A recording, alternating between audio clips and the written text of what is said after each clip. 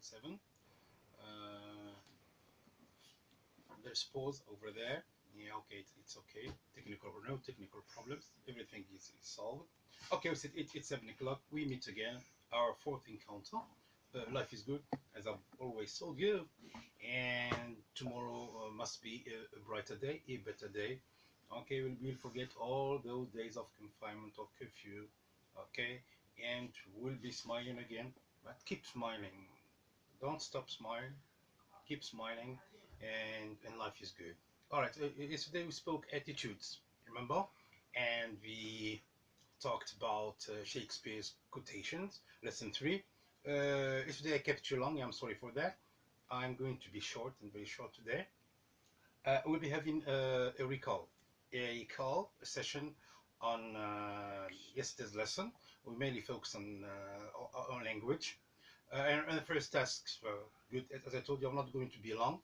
First task is that. So you remember you talked about attitudes, I mean, good conduct and bad conduct, virtues and vices, and we mentioned some of them. Good. So the first task will consist in that. Okay, we are going to do 2 columns and with 2 headings. The first heading is entitled vices, or if you want virtues, and the second one would be vices. Okay, so a table, and the instructions are the following. Sort out the following words under the appropriate heading.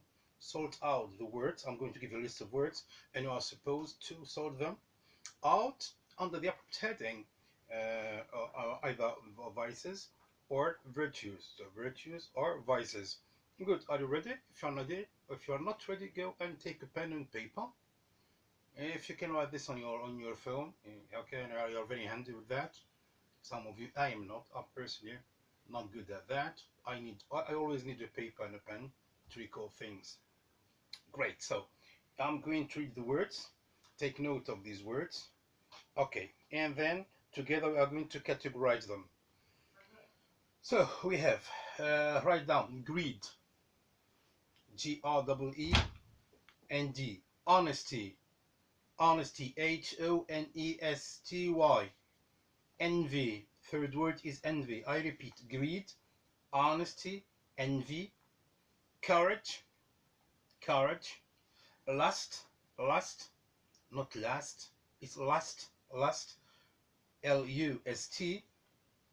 which means intense cravings or desires, truthfulness, the fact of being truthful, fortitude, which means courage in pain and adversity, that's fortitude. Shall I spell it? Okay, it's FORTITUDE.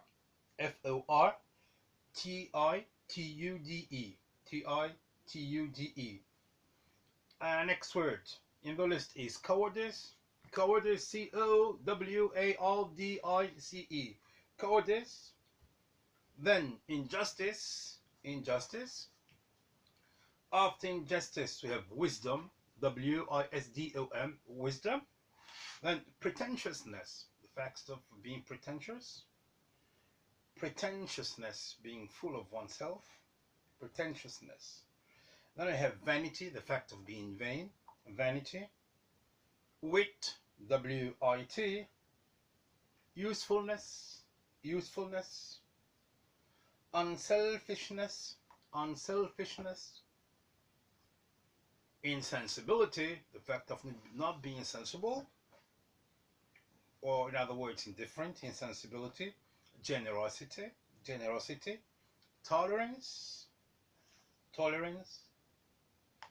condemnation, compassion, forgiveness, the fact of being forgiven, humility, compassion. Okay, shall I spell humility? It's HUMILITY, HUMILITY. Is the fact of being modest or having a low view of one's importance. And you think that's not that important. The fact of being humble, the fact of being modest, in fact. Compassion, empathy, snippiness, the fact of being short-tempered, yeah, snippiness, SNIPPINESS,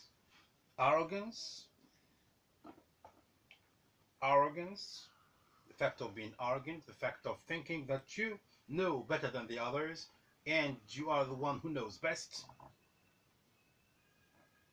And then I have apathy, APATHNY, which means impassivity or lack of interest. So these are some words, yeah. You are going to try to sort them out, yeah. Give you some time, shall I? All right. You want to look at the words again and again, yeah. All right. Give you more time. Good. All right. So let's start with the first one. We have greed. Greed is something good or bad. It's a vice, in fact. Greed, the fact of being greedy, is a vice. Yeah. Honesty, where should that go? It should go under virtues. Envy, and envious, the fact of being jealous. Envy is jealousy. Yeah, envy. That's something good or bad. It's bad, in fact, so it's a vice. Courage, a virtue. Lust, it's a vice. Yeah, it's not good to have intense cravings and desires. Truthfulness, yeah, it's good, of course. Fortitude, courage in pain. You need to be courageous in times of pain and adversity. Cowardice is the opposite of being brave and courageous, and it's bad.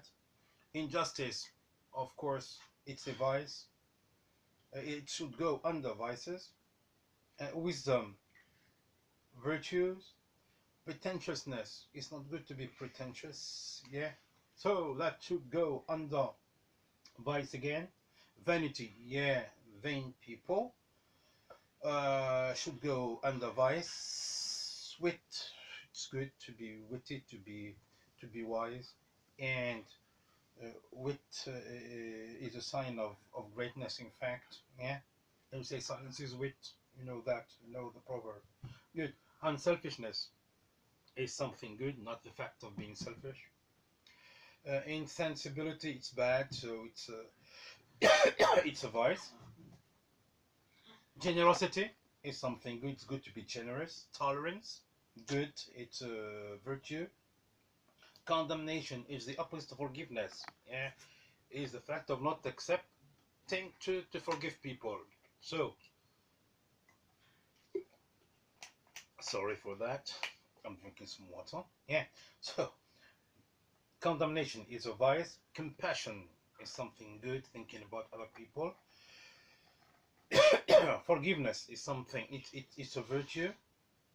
Humility is a virtue too. We said compassion, humility. Empathy, it's something good also. It's like compassion, thinking about others. Snippiness, no, it's a vice. It's not good being short-tempered.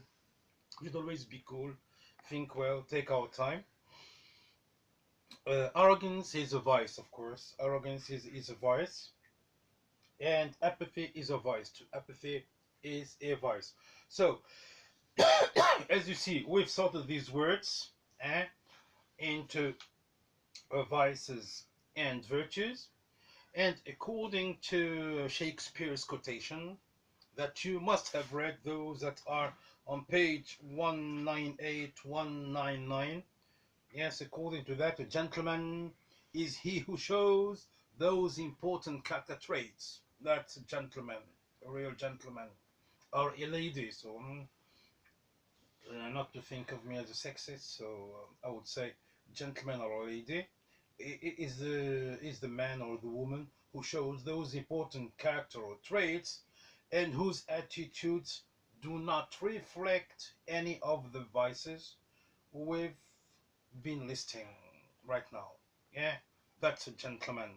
And he says, for example, yeah, this is one of our invitations here.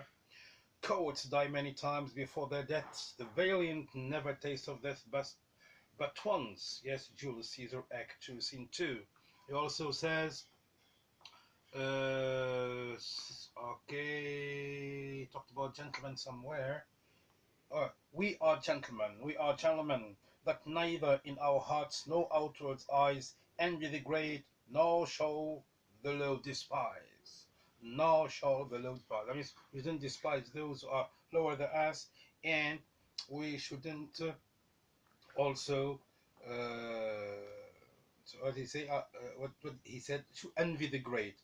We shouldn't envy those who are better than us, and we shouldn't despise those who are lower than us. Okay, so these are just some of them, so you can find them on page 198, 199. Good. Second task, still dealing with language. I said I'm not going to be long, but I'm talking too much. I feel I'm talkative today. I'm going to give you some words, and you are supposed to find the equivalents to the following, to these words. I mean, try to find synonyms to the following. Good. I give the word. We think for a while.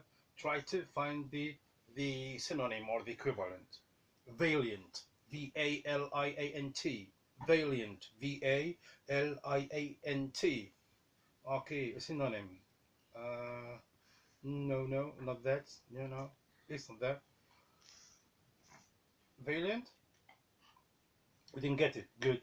Valiant means courageous. Courageous means brave. Okay. I'm going to give you some synonyms. So say valiant. We say courageous. We say brave. We say fearless. We say indomitable. Indomitable. Shall I spell indomitable? Yeah. So it's INDOMITABLE. Indomitable. Yes. All right. Second word is profound. Can you suggest an equivalent to the word profound? Yeah, suggest. Let me see. Yeah, that's it. Deep. Yeah, in other contexts we can use thorough also. Thorough. Thorough. Good. A coward. A coward. And Shakespeare said that the cowards die many times. The cowards die many times. Yes. The adjective from coward is cowardly. Yeah. And the noun is cowardice. C-O-W-A-R-D-I-C-E.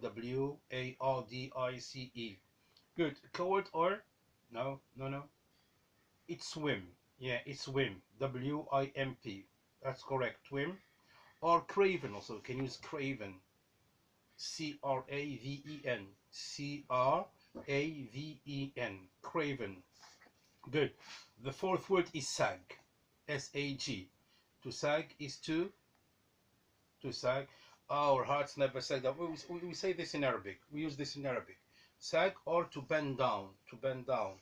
To drop. To fall. Yeah, we say it in Arabic. My heart bend down. So I said, gentlemen's hearts should never sag. Should never bend down.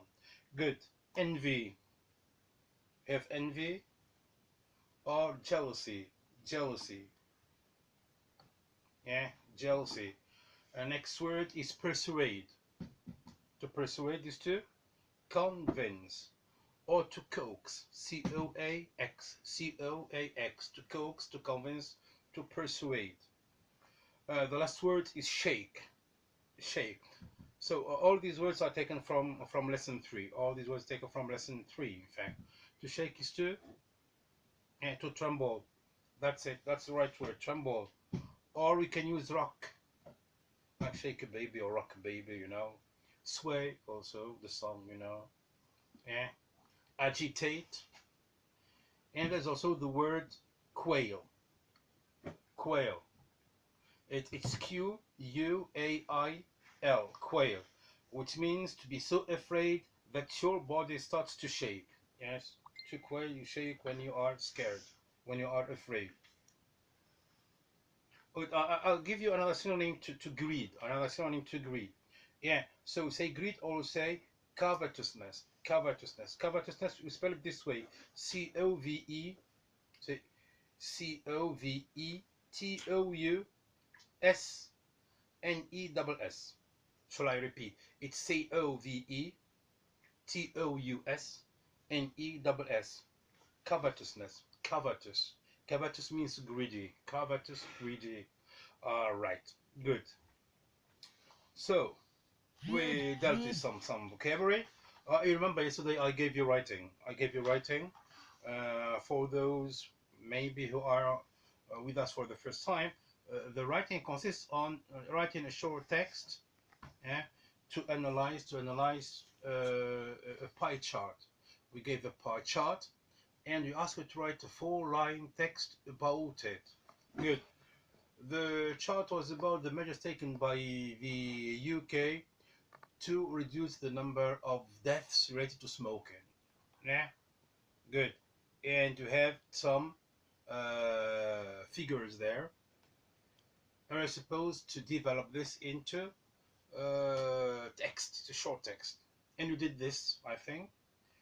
I'm going to give you some tips on how to write text to analyze a pie chart.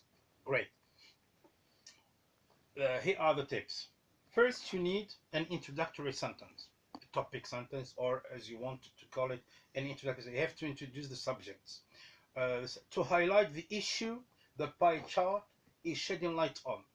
Clear. So first, you need an introductory sentence to highlight the issue the pie chart is shedding light on, is dealing with, in fact, if you want. Let's make things simple. Then refer to the document itself using phrases like as shown, as indicated, as specified, as shown on the pie chart above, as indicated on the pie chart, as specified. Yeah. Then start analyzing the data provided using appropriate link words. Or you can make use of the superlative or the comparative forms. Okay. If you have figured you have to compare things, so you can make use of comparative and superlative form. I wanted to go straight into the point, don't talk too much. Yeah, just stick the information provided. Even if you have any information about that issue, forget about it. You have to limit yourself to what's on that pie chart. Yeah, avoid giving any value judgment. That means you have to be objective in your analysis. Okay, so be objective in your analysis.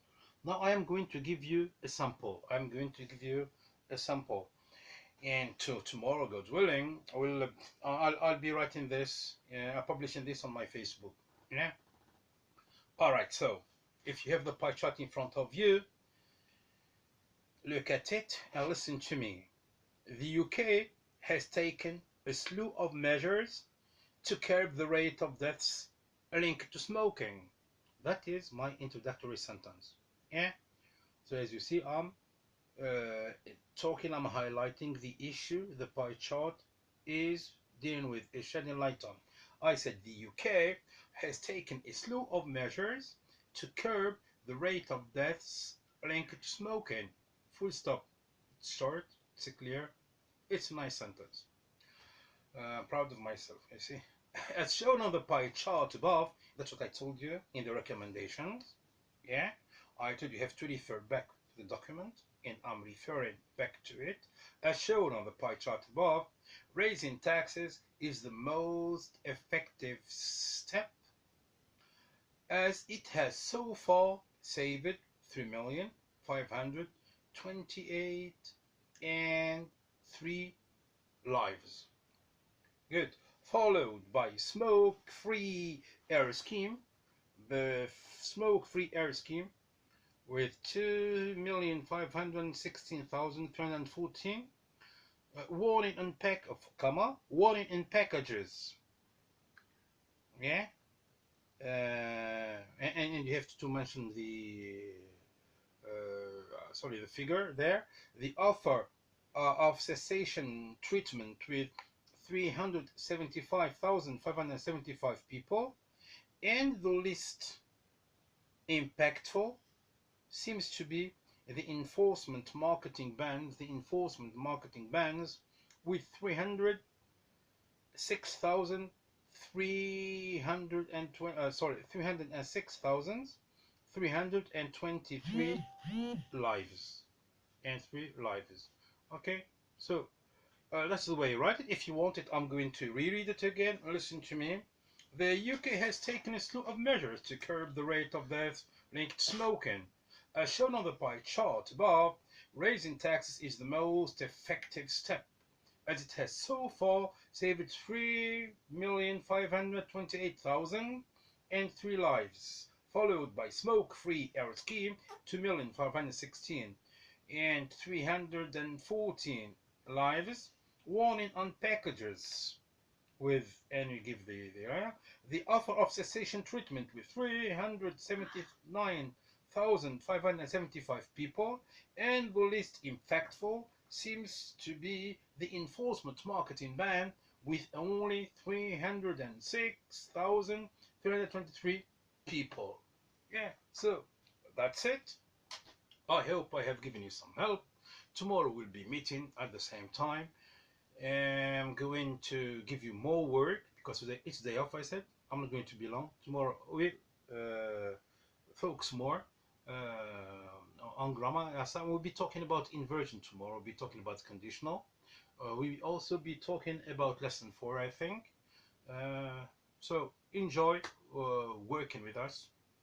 If you want to write a paragraph about the pie chart and send it to me, I'm here to correct it, yeah, and give you feedback. So that's all for today. Goodbye. See you tomorrow, same